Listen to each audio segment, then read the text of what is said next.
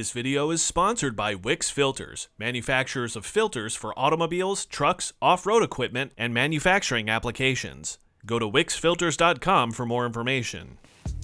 Hey David, I know I've been thinking through all the stuff that you make us do, and I know I always give you a hard time, but really, it's been fun, and I've learned a lot. Hey Maddie, thanks. So, speaking of that, I just got inspired by our latest round of data. The data that gives tire dealers information to keep their tire businesses rolling with research conducted with our independent tire dealer audience.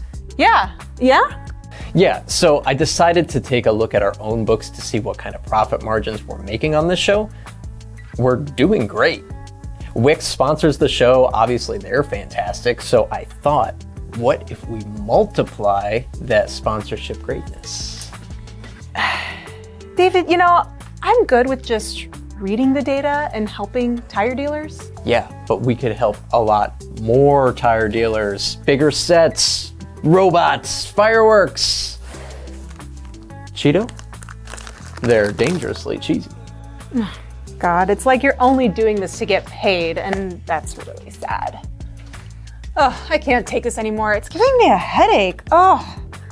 Here, take one of these. Talk to your doctor if you experience any of the following side effects: nausea, heartburn, stomach cramps.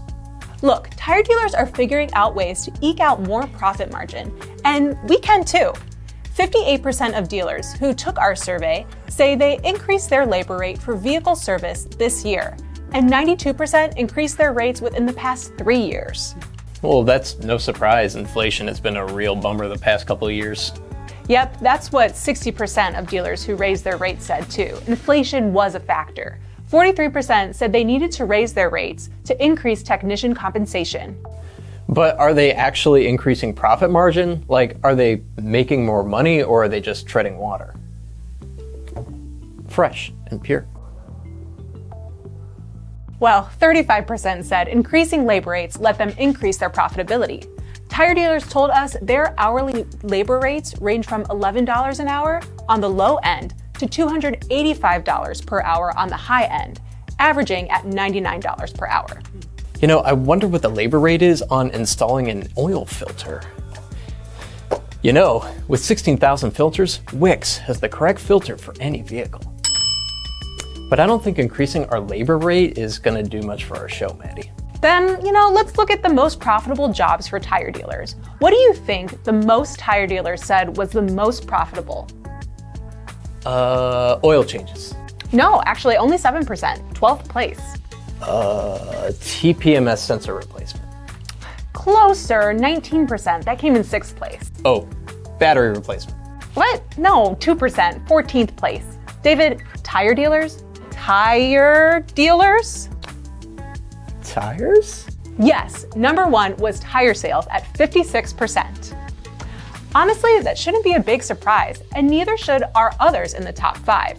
Alignments are number 2 because they're relatively a simple service, and they're something that every vehicle needs regularly, and they're super profitable for shops.